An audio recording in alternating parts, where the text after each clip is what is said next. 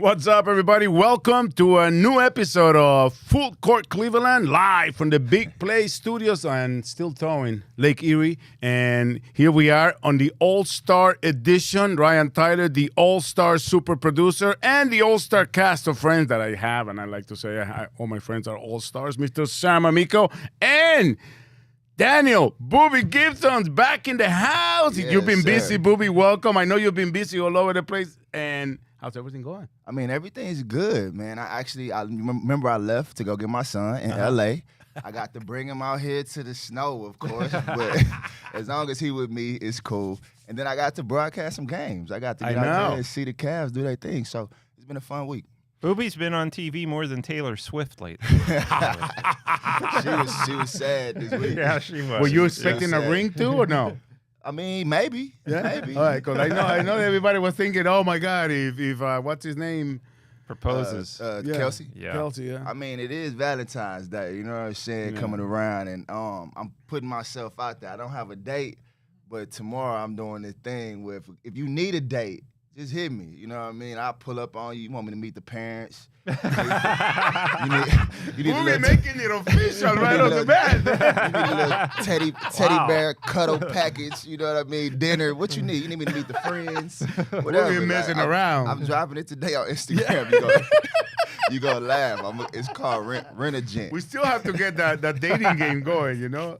This the start of it. Yeah. Right? Yeah. I'm Yeah. diving in head first. Rob taking too long to find me somebody. So tomorrow, if you want a date, hit me up. DM me, man. I'm posting my race today, man. Rent a God. gent. Rent a booby. What's up, amigo? How are you, man? I'm good. I could probably use a date too, but I'm not going to go You through could all use a those. date too? Yeah. I'm not going to go through all those methods. Oh my God. We just transformed our show from Full Court Cleveland to dating game Cleveland edition. The love connection. What's the name of the gentleman that used to do the chalk something? He just passed away, no? I think so. That was actually a really Yeah. good show, The Love Connection. That's what I'm trying to do Yeah. with the speed I'm dating. telling you though, man. I'm game almost for anything except for blind date or blind choose. There's Well, no see- way you Yeah. can get me to play that game. But see, what if you did it where like you talking to the person and like they on the other side of the thing? Y'all can have conversations. You just can't see them. yeah, Yeah. but I'm And you could pick, you know what I mean? Whichever I wonder one if you you like- connect with the most. you're the dating game expert here. Do you think the contestant Clearly would I'm not, pick 'cause from I'm single. pictures? You say what?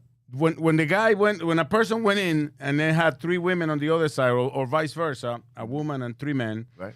does that person that was looking for the date got at least a chance to see the pictures Nope. and picked? Nope. Oh, No. see, no way. I'm No. out. Rafa out.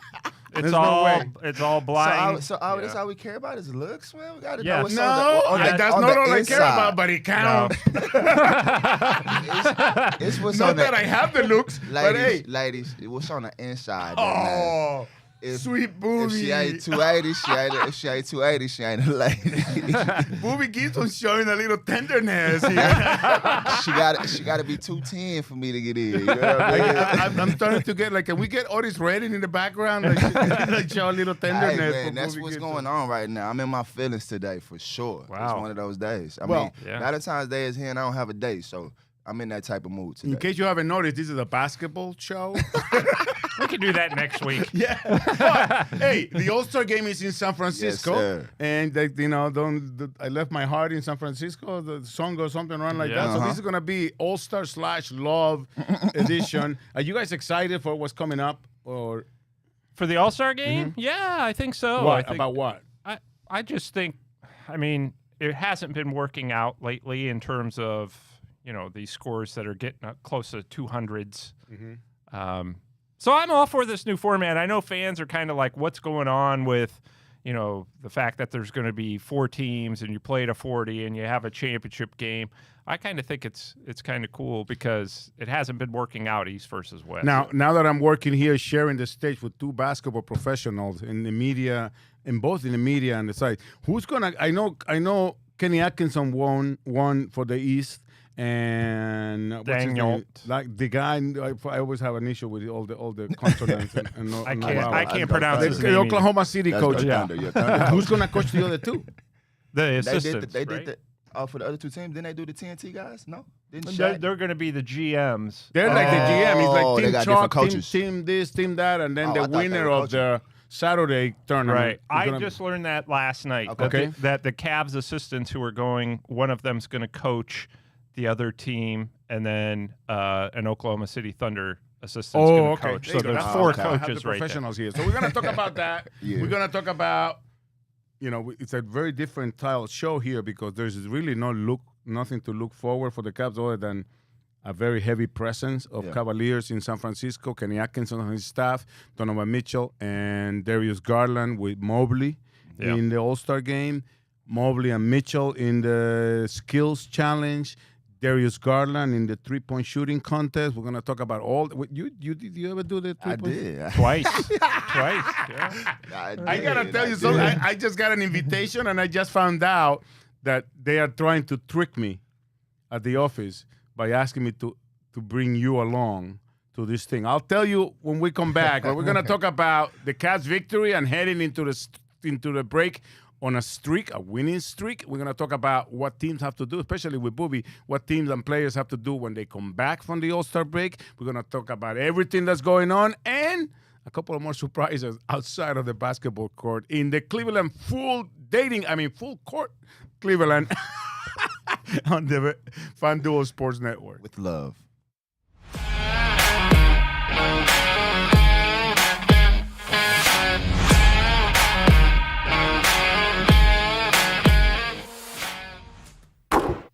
Welcome back, everybody, to Full Court Cleveland, and it's time to go and check out our Cleveland headlines. Just Yeah. the Welcome dating game got me nervous, man. Like, especially blind date. Cleveland headlines are brought to you by our good friends at Garage Beer. Garage Beer comes in just two flavors: classic light lager and lime. No frills, no bitterness, no IPAs. It's just beer flavor beer. Find local retailers who sell Garage Beer near you by visiting drinkgaragebeer.com. The Cavs were in the North, the 6th, whatever. The 6 is. Huh? It's tough out there right now. It's tough out there, right? Yes. Well, but they went to Toronto, finished the Super Bowl. the unofficial first half of the season with a win. And you are a fellow Texans of the man. I want to ask you. I know Sam is going to want to chip in on this one as well. But everybody was talking about the end of the game with Tristan Thompson back home. Yeah. And a little I've extra that he put in at the end. Unwritten rule that the offensive team that is winning shouldn't do anything but take the turnover. I think Tristan didn't want to take the TL. Yeah, I think that's what it looked like. But what I've been seeing a little chippiness from the guys lately. I've been seeing a lot of finger pointing. I seen Jared Allen throw somebody on the I ground love the that. other day. I think it's important for us to have that. So I like the fact that Tristan decided to throw a little shoulder at a couple guys walking to the locker room, because I think teams think that they can try to run in and punk us a little bit and be physical with us, and it's going to take us off our game. But I'm seeing now guys responding like, nah, not this year. Yeah, we'll get buckets, play defense, and if you want to go in the back and tighten it up, we can do that too. You know what I mean? So I think I'm loving what I'm seeing from the guys. So that was just another extension of it. Just let guys know we ain't playing. One of the things that I like, Sam, that Bowie just mentioned, when J.A. had that little hit with one of the Thompson twin in Detroit, you love to see that from the big man because he kind of gets Quiet.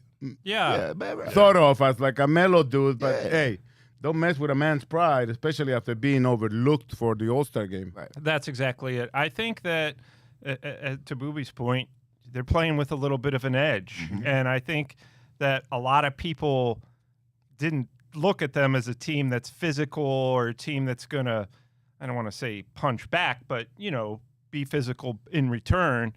And I think that gives them kind of another level of what they're already doing. Offensively, everything's smooth. Defensively, they've been pretty good.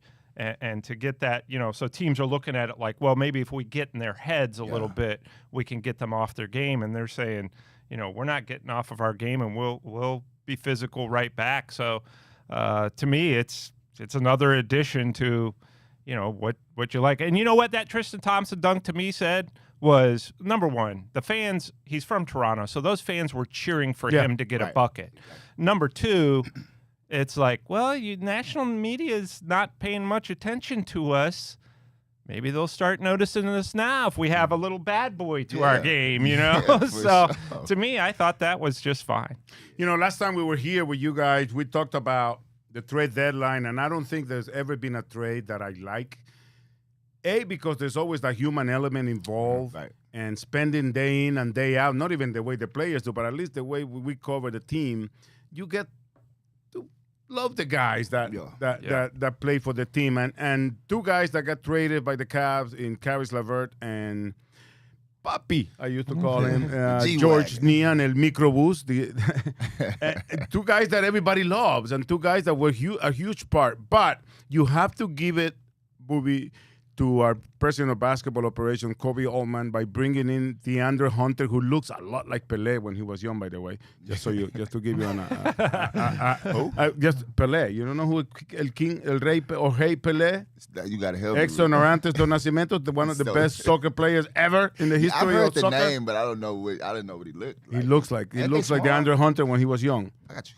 Okay. Now, Pelé. he has come in here and blended in so well, over 50% shooting from long distance, close to 50% from the floor. Yep. Started one game, came off the bench the other. It's probably, I think he's still the highest scoring bench player in the NBA. But you have to give it to Kobe and to his staff. Yeah. For just bringing a guy that they knew was going to come in. Obviously, we know how chemistry has been something that we have talked about that we don't want to disturb here. You took two big pieces, human pieces, and also basketball pieces from the puzzle, but you definitely got better and added, and that, unfortunately, is the nature of the beast when you come to building a team. Yeah, I mean, I feel like Kobe, we could say he does his homework, right? Like last year, everybody was ready to blow the team up, right? And then he kept them together, stayed pat. And then he's been figuring out ways for us to continue to get stronger. And like you said, you hate to lose two of your vets because you worry about the locker room and how that's going to affect guys. And I even heard guys saying, man, today is a sad day. You could kind of see him wearing it. But when you think about what DeAndre Hunter brings to the team, and something I feel like we needed is that toughness and that length on the perimeter, on the wings. We didn't have that. And the guys that we lost, great shooters, great offensive players, and even solid defenders. But that length changes things. And when I look at our front court now, when you have Jared Allen, Evan Mobley, and DeAndre Hunter, And all these guys have 7-foot wingspans, and they cover so much ground. And even when he came, he said he hated playing against the Twin Towers. He hated going in there knowing that once you get past one, it's another one. So now I think for him, it's going to turn him up defensively on the perimeter. He got to get his hands out of there because he's been touching a little bit. But like he feels like he can be aggressive up there, knowing that you have those guys in the back. Right. And so I think Kobe, shout out to him for doing his homework and bringing a guy in that is not going to be worried about getting his own shots, not going to be trying to do his own thing, that has the mentality of Cavaliers basketball that we've developed this year, that unselfish play that's been so effective for us. And that's definitely what makes the Cavs a lot better defensively, when the guy, that three, knows that all he has to do is kind of shut down the best part of his opponent and then just lead him into the two towers waiting for him. The shots that he's getting too, you say he's shooting over 50%, it's a lot of wide open shots. I think when he realized it, he's like in Atlanta. Movie wants to get back on the court. You know what I'm saying? Like in Atlanta, I'm sure they had to run plays for him to kind of get him open, or even maybe had to wait for Trae Young to make it happen. Now we got so many threats. You got Donovan drawing gravity. You got Darius doing the same thing. And even Ev gets the ball off the rebound and pushes and making plays. Yeah. And everybody makes the extra pass on this team. And that's where he's getting the benefit of it. And everybody is, though. Sam comes in and makes shots. Yep. Everybody's so confident and empowered on this team. And I'm just loving the growth from these guys, man. Like you say, you add that edge to the unselfishness and the willingness to play defense together. Whew, I wouldn't want to play. I wouldn't want to play against these boys.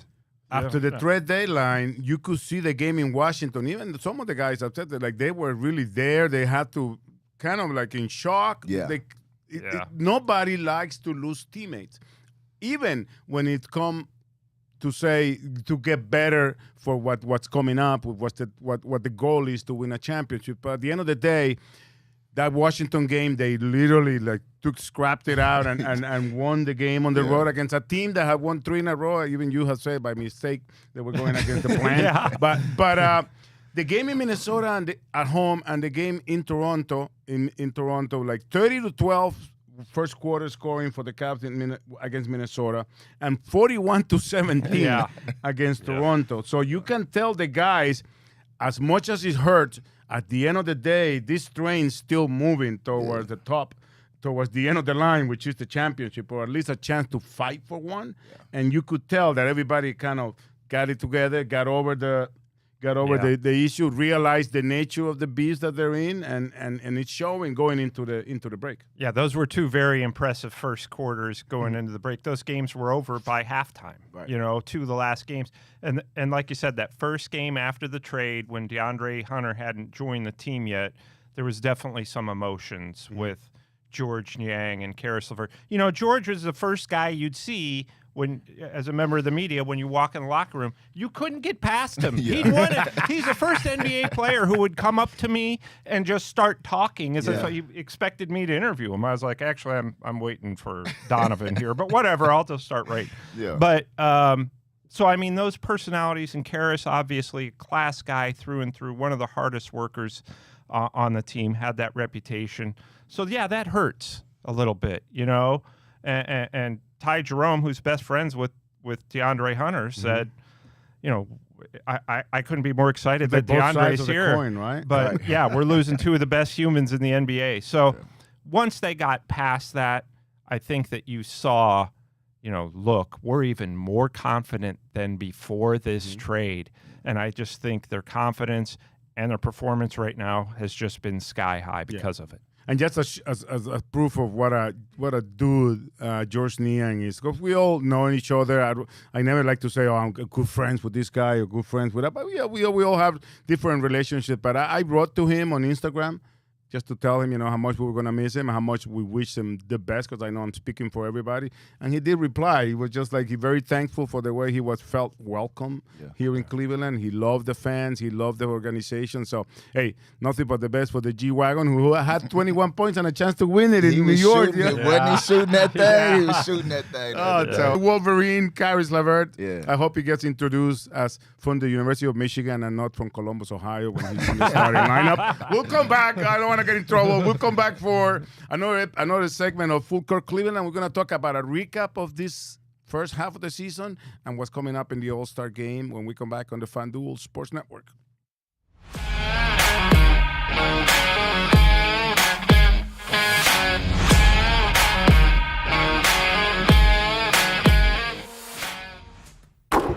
De regreso con ustedes, Bobby Gibson, Sam Amico y un servidor, Rafa Hernández Brito. There goes my Spanish section. Ryan Tyler, el productor.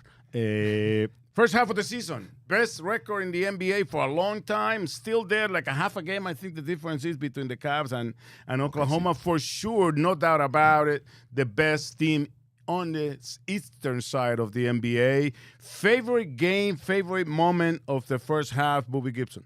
Whoa.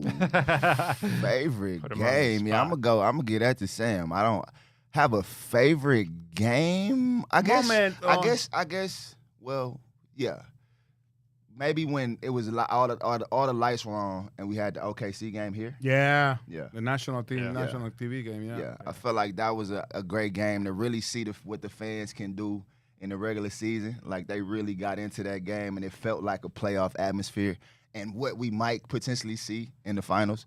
And I think that was probably the best moment for me. But I couldn't pick one just because it's caught me off guard how fast Kenny has got these guys to buy into what he's Which is probably one of my favorite moments.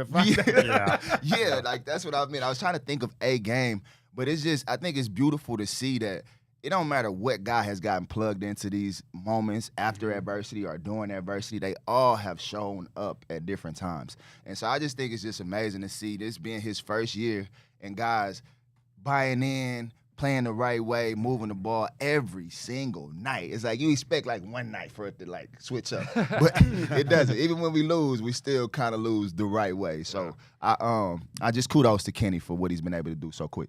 How about you, Sam? Am I allowed to pick two? Yeah, because you always, whenever you can I pick anything you want. Even though Booby's here, don't feel pressure. Yeah, 'cause I always one. feel the pressure. Yeah, when don't Boobies. feel pressure. I would say the first game that I really noticed was the Golden State game because at the time the Warriors came to town, they were like 7-1. Things were clicking, and that to me was the first time where I looked at the Cavs and was like, "Oh, all right, they're for real now." Because I mean, they were up what especially like when 40, they were doing it to the Warriors. right? With a hot Warriors team, so I thought that was a big one, and I thought New Year's Eve in Los Angeles, going to beat the Lakers the night after Back to back, yeah. beating Golden State at Golden State and then having to go face LeBron.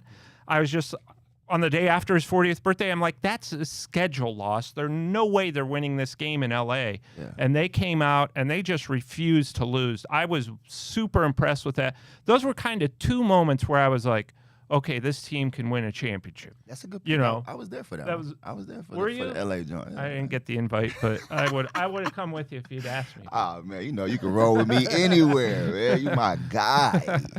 I'll tell you what, moments for me, and it's a little personal here, but like my birthday. So he's in there. My birthday against the Mavericks. There we go. When Yeah. I woke up, you weren't here, Booby, but I was telling Sam that I woke up on my birthday on Sunday, February 2nd, and I had 174 notifications on my phone, and I was like, wow, everybody remember my birthday. And only 3 of them were for my birthday. The other 171 were about, what do you think of the trade? Can you believe this trade? The sham Wow, yeah. Twitter got hacked. Yeah. And then we go to the early game, and the Cavs come out of the gate. You know, Right. putting Yes. up 51 points in the first quarter, franchise record. 90 points, or 50 Yeah. and 91 in the first half, Yep. franchise record. 26 threes, franchise record. The latter day sniper came out with 9 triples that night. And Agent congratulations Sam. to Sam Merrill and his wife too. By the way, they're new parents and they just welcome a new baby to this Nice, world. So nice. congrats to Sam. And I think it finally. Yesterday, the other day in Toronto, he was on fire. But that game, Yeah. to me, it's obviously a moment. And also the fact, and I like this one, the fact that the Cavs have had a couple of 40-point games, and none of them are from Donovan Mitchell. Yeah. He's Evan Mobley Yeah. and Darius Garland. And, you know, like the other night when we beat Toronto with 130-plus points, the most points scored by a Cavs player, were 21 by Donovan Mitchell. Yeah. So you can tell that is the essence of this team, a unit. Yeah. And when we all play as to the guy who's up and shoots, and we have 7+ players in double figures, I think that's when you see, like, it's kind of constant what they have been doing. Yeah, right. And I think with Donovan, it's so admirable because when you're a guy who can score pretty much anytime you want, say 80% of the time you have the ball, to just willingly take that step back and say, you know what, in order for us to get to the next level, we need more people involved. And just the way he shared the ball. And, you know, I think to me that one of the biggest stories in the NBA also has been the rise of Darius Garland and how he rebounded from a rocky year with a broken jaw and just the way he's come back this year. To me, I'll see him and I'm like, it's really respect how you've rediscovered the joy of the game. So you're talking about your 2 backcourt guys, right, who have the ball most of the time. They've really kind of been, even though everybody's been fantastic, they've kind of been the head of the snake in terms of running this offense and leading this offense and making winning plays as opposed to great individual plays. Best backcourt in the NBA. Yeah. What were you doing in 2008, Booby? Well, I was in the. Yeah, that was the 2008, rookie sophomore game. Yeah. I was breaking records actually. I was breaking records. I think that record still stands because of how they switched the format of the game. It's kind of hard for anybody to get to it now. But, and I'm going to hit you with a different record. 11 threes. But the Cavs have that year at 66 victories and 16 defeats. Yeah. They will have to go 22-6 to beat that record. Doable?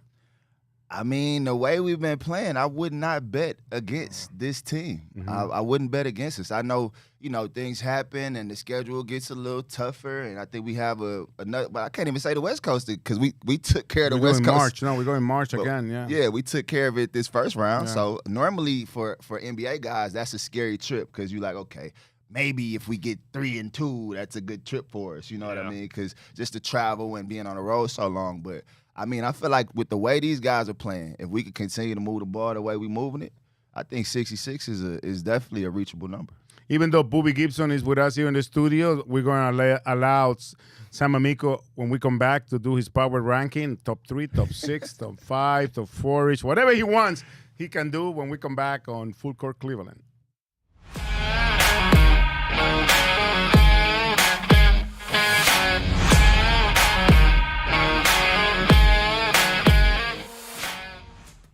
De regreso con ustedes. We are back, and we are going to do the power ranking. Booby Gibson, shoot it, Booby! He's back. He's back. Oh, I have to tell you before we go, I'm sorry to get off script. We'll get back to your ranking. I like it when we get off script. I just got an email from one of my bosses, Ms. Pam Frasco. Pam Frasco was telling me about there's an event that we have to do, and she's asking me to bring Campy and Larry Nance and maybe Booby to do a game of knockout at a YMCA. And I'm like, yeah, okay, sure, I'll ask Booby. And then our producer, Ryan Tyler, just told me what knockout, I never played him in my life, and I just found out what knockout is, and I replied back, why do you want to invite Booby to this game? Nobody else has I don't want to be in front of Booby. To bring Campy and Larry Nance and maybe Booby to do a game of knockout at a YMCA. And I'm like, yeah, okay, sure, I'll ask Booby. And then our producer, Ryan Tyler, just told me what knockout, I never played him in my life, and I just found out what knockout is, and I replied back, why do you want to invite Booby to this game? Nobody else has I don't want to be in front of Booby. Nah, I play that. I definitely play that with my Shooters U kids all the time. But yeah, I'm a little dangerous in that game. So I don't know. I don't know if I'm supposed to be trying to win. I don't know if it's for charity. I don't know what's going on. The whole idea is to embarrass the adult. I think you will take part of that. But I don't know if I want to be in a shooting competition against you. Yeah, that could get dangerous. Yeah, shout out to the G-Wagon. Yeah. I don't know if y'all want any parts of that, but it'll be fun though. It'll be fun. All right, so you know what it is? What's the date? It's late February. I'll tell you when. But it's probably what I get Booby's going to depend on what he gets me. Gotcha. A couple of years, a couple of days later. I got you. Make sure you're in town for your birthday, because Sam brings the coolest, sweetest birthday presents. Oh yeah. Yeah. I brought him some Smarties. I might have a handful of candy for his birthday. All right, let's get back in the program here. Power ranking. We're going to power rank our 3 favorite NBA All-Star memories or moments. I mean, that one you was just talking about for me. Yeah, for you, the record. Breaking the record. Tell us about the record. But the best part about it was going into the game, I told Jordan Formar said he wanted to break the assist record. Mm-hmm. And I was like, hey, I can help with that. You find me for a couple threes, I got you. And so I make the first 2, and then I'm feeling good. But then I see right behind me, every 3-pointer I make, LeBron's on the court side, every one. So, like, I'm on the left side of the court. Before I even let it go, he's standing up, walking down the thing the whole time. And so the best part for me was at halftime, Craig Sager, rest in peace, he was interviewing me, and Brian basically comes over and, like, takes over the interview and was just like, man, this kid right here is special. He been shooting the ball and just basically just kind of giving me that love over that weekend. And so my parents and everybody home was able to, like, see that interview, and it was just the best for them. And so I feel like for me, like, just getting that stamp, because that's what All-Star Weekend is all about. It's honoring the people that have been playing well throughout that year and just giving them their flowers. And he gave me mine during that interview. So that probably is my best memory from All-Star. That counts for 3. I think so. I mean, hell, you did it. 3-point we watched it. 3-point shootout was fun, too. Yeah. It probably would have been a better memory had that first time I got in there if Jason Capono didn't get hot and then end up taking that championship, the first one, because I'd have brought home the gold. That same weekend that I broke those records. So you can have it all. Right. you still have a record that's still standing. Yeah, that's pretty cool. Right? I'm cool with that. How about you, Sam? Which one is your top 10 moments? I would say I'm being told Garage Beer just came out with a 24 pack. I got an All-Star movie, How much time we got? I can come up with 24. Case? Yeah, I come up with 24. That what the case was? 24? I think so, Yeah. So we're going back to old school case of beer. yeah. Right. At least when I was in Robert college. Rankin case, Sam Amico's case. I think number one would be obviously the when they had the 75 Ooh, yeah. greatest Here in players Cleveland. in Cleveland. Yes. And we had the 50 here I in did the Cleveland, celebrity too. game that Had the weekend, 50 back in the day, 25 years before that. Yeah. But, Cool. 75 was memorable. Just you get to see all these guys who are still around that meant so much to the NBA. And for me, I got to talk to a lot of them. Brought a tear to my eye because it was the first time ever an NBA player, former NBA player, Campy Russell, said, "Hey, can I get a picture with you?" Oh, And I was wow. like, let me record you first asking me to get a picture with me, and then we'll do it. But Right, for sure. no, I mean, it's just, to me, sometimes obviously you get caught up in the job and you forget why you fell in love with it and all that, but that just served as a reminder, having 75 or 70 of the greatest players in NBA history. And obviously there was some debate about who belonged on that list, but it still reminded you why, this game has been so successful, because of the pioneers and guys who, came before the current players. So I think that was obviously number one. Like I said, it was in Cleveland too. Yeah. Other than that, I can't think of anything other than when I was younger in 1994, my dad and I took a trip to Minneapolis to go to the All-Star game that year, and that was the first All-Star game I'd ever been to. It was really cool. So I didn't come up with 24, but I came up with two really long ones. I'll tell you one that I like you all know I never lied about me being a Celtics fan when I was growing up, and I went to school in Boston during the McHale, Chief, Bird era, Danny Ainge and all the other luminaries. But Larry Bird winning the 3-point shooting contest with his warm-up jacket on. And with the walk-off. Yeah. And when he had his crooked finger and a broken finger. And now getting to know and spend some time with the great Mark Price, another great 3-point shooting winner twice, right? Yep. And he tells a story about when he was in the locker room the first time he went, and they had a locker room for the shooters, the 3-point shooting contest, and everybody sitting there, and they all went like, "Wait, where's Larry? I thought Larry was in a tournament." And then Larry opened up the door and said, like, "Oh, I'm sorry, this is the locker room for second place." And he went in and won it. So to me, that's a moment that That's tough. I will say, like, I never really got nervous for basketball games or any of that stuff because you prepare for them your whole life. But doing the 3-point shootout, I got really nervous before. I'm not. It's and like it's a fast pace. the nerves was there. I'm like, I'm trying to shake them out. I'm like, you do this. This is what you do. I still ended up shooting well, but I think just the difference of like just you being on stage is almost like a performance of just you shooting the ball by yourself in front of like a stadium. So that's a different feeling. You can get in there and pull it off the rack as much as you want to, but then when you get out there and they hit you 5, 4, you're like, oh. All eyes on me. And all the shooters watching you too. But once you let 2 of them go, then you find that rhythm. Then you get back into it. But yeah, I could see Larry walking in there and kind of psyching everybody out. Because if I was already nervous, that might that took me out. Well, we're gonna get to see. By the time you watch this, sometime Darius Garland had put up some rainbows in Chase Center for the 3-point shooting contest. But when we come back, we're gonna talk about. This is not breaking news. We do have opinions here on this show, and we're gonna talk about NBA All-Star replacements when we come back on Full Court Cleveland.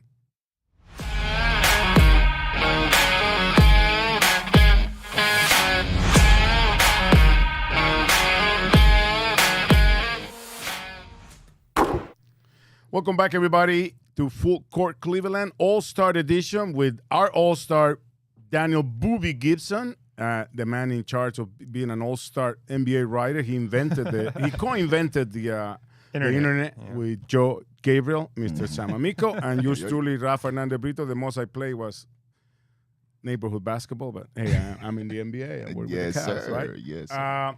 All-Star replacement. I always have an issue with, and I'm never going to settle the argument, but when the fans vote, it's a popularity contest. proof of that is that LaMelo Ball got a lot more votes than other people that are having career years. For sure. Right? And that's allowed because the fans, 25% of the voting. I do have an issue with the rest of the voting because if the fans have to vote by position, why can't the replacement be made by positions? In case being, and Sam, I'll leave this up to you, but Giannis Antetokounmpo and Anthony Davis were replaced by Kyrie Irving and Trae Young, two different sides of the ball. Where are you on this process of replacing players? Well, the commissioner picks the replacements, and I guess he does that just to avoid coaches having I think favoritism. it's just let's get this done quickly. Yeah. And in his defense, he picked two guys who deserve to go, right? Trae Young and Kyrie Irving. Yeah. But you're right, he did not pick by position. And I tweeted out, I'm glad the commissioner's not, a general manager because he replaced two big guys with two guards. But I mean, look, Trae Young's having a fantastic year, leading the NBA in assists because totally reinvented his game. He's more Steve Nash now than Steph Curry. That was a good call. That's what I was going to say. Yeah, He's like Steve Nash 2.0. Right. So it's hard to argue against them. But if you're filling it by position, obviously you would hope that Jared Allen would be replacing Antetokounmpo because when you vote for front court and back court, right? So obviously so replace two back courts, two front courts with two back court players. Court, so. And again, this is not to slight Trae Young or Kyrie Irving because they deserve but to go. it is that's how the voting started. Why don't you replace? If not, let's have everybody vote for their best the best 5 players or their favorite 5 players on each conference. Yeah. So it's an honor for the guys, and I'm sure Jared Allen thought he had a shot, and he should have. I think by position, Jared was probably the next one up there because in the voting of the fans, only Jimmy Butler had more votes than Jared Allen. And Jared deserves to go, but that's just the way. Every year I've been doing this for what now? Since Boobie was a rookie, I started covering the NBA, and every year there's snow. The good there's thing no about way to this get is around if there's one person that is happy, doesn't have to get up, dress, and go or play, is Jared Allen. Right? Pretty sure. Yeah, he's like, don't let me go. The pro is just thanking Commissioner Silver for replacing him with Trae Young and like making a change of like 4 feet in between the picks. That's the tricky part about All-Star because it is an honor for a lot of those guys. But just being around a lot of those guys, he'll go. Some of them prefer to take this time off. Yeah. Especially now that you get a week. Because when you go to All-Star, what people don't, the inside that people don't get to see is all of your time is booked up doing events for the community. Then you got to prepare for the game. Then you're doing interviews for the game. And now you're doing all these other events for your brands that you work with. So when it's supposed to be an All-Star break for these guys to kind of recharge and get ready for the second half, you really don't get a chance to recharge at all. Yeah. And so I think for Jared, and it's also a fine line to me for us as Cavaliers because I don't want us to lose how sharp we are either by taking time off and just relaxing. I feel like you get out there, you have one day to yourself and relax, but then after that, you got to keep sharpening your tools because I think we have bigger picture, bigger vision, a bigger vision than a lot of other teams in the league right now. Too. I'm pretty sure Kenny Atkinson and his staff have put up a plan for the guys because the worst thing you can do when you're moving that often every day is go a week without any action. So I'm pretty sure, tonight, tomorrow, and then maybe the weekend, everybody goes to get some sun, get some mojitos, even palm out there, trees, doing a little bit of sit on a hammock, whatever. But then you gotta keep moving.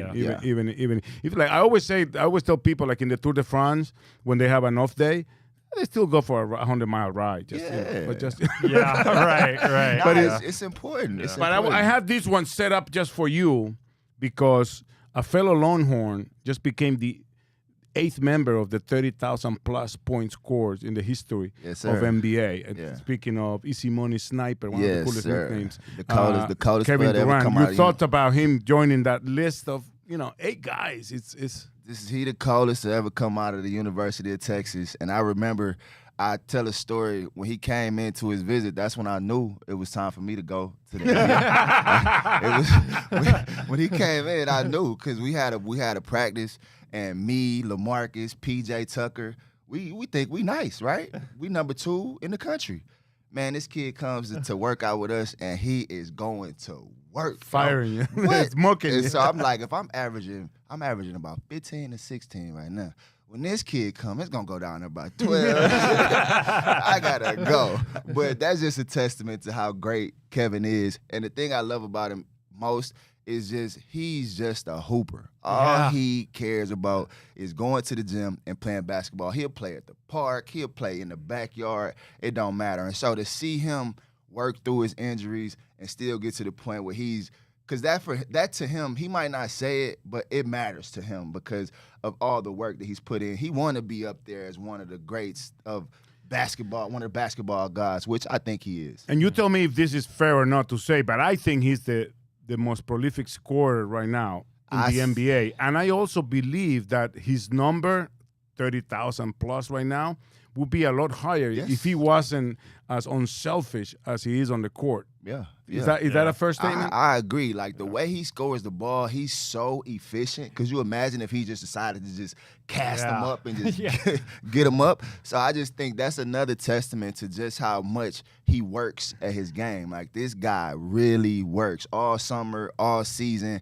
on his body. And so just shout out to him for getting to that point now where he can be up there with the immortals, where he belongs. I feel like he is, to me, one of the greatest scorer all time when it comes to like efficiency and being able to just get a bucket from the rim to the 3-point line, a 3-level scorer.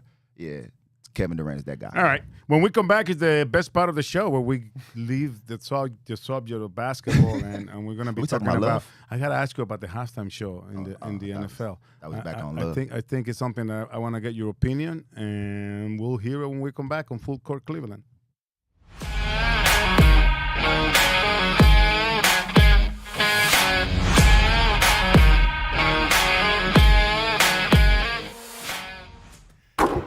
Welcome back, everybody, to Full Court Cleveland. Down the stretch they come. And this is when we kind of go off subject here. And all my years covering the Super Bowl, I always had issues with, like, for example, when The Who was the halftime show, and I thought it was the most amazing show. And then I got to the office, the Who. You don't know who The Who is? I don't know who This is like Who's on First. Yeah. All over again. And I got back to the office, and everybody was like, who are all those old guys playing? I was like, oh, my God, you don't know The Who? Well, Sunday in NOLA, it was Kendrick Lamar. And for everybody that was expecting like a big spectacle and everything, it wasn't. Yeah. But musically, there's a lot of inside and out there going on, obviously with the battle between him and the man that is the fan of all 30 teams in the NBA, Drake. And I'm glad he doesn't have a Cavaliers jacket. But what were your thoughts on the show of Serena Williams coming in and doing the little thing? I enjoyed it. I normally want to go for, I think those moments, I like more of like the iconic records, like the bigger records.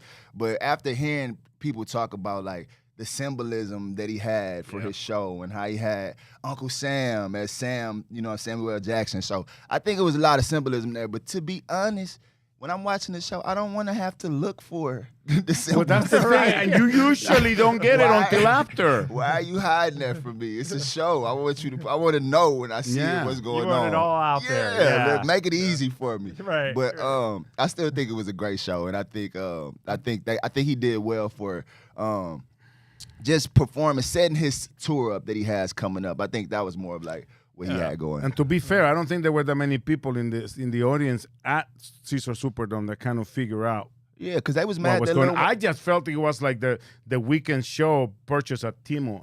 It was kind of looked like a little. Like, they was mad that Lil Wayne wasn't performing, so wasn't nobody really like into it or cheering until he got to Not Like Us. That's what it seemed like. Right. When he got to the end, that's when everybody kind of got into it. But they wanted Lil Wayne to be up there for Louisiana. I think. Minute left. The game wasn't really a game. The game, the show. Kendrick Lamar was the best thing about the game. I mean, unless you don't like the Chiefs, right? Yeah. Then you love that game. But The game itself, yeah. I mean, it's always a disappointment when the Super Bowl's a stinker, but that happens throughout the course of history. It's been bad sometimes. So next year, when the Cleveland Browns have rebounded and are winning the Super Bowl, we'll want them to win by like 50, right? How wild would that be if they finally trade Miles and then they somehow find their way to? But they gonna get Shador Sanders as quarterback. I'd be fine with that. Yeah.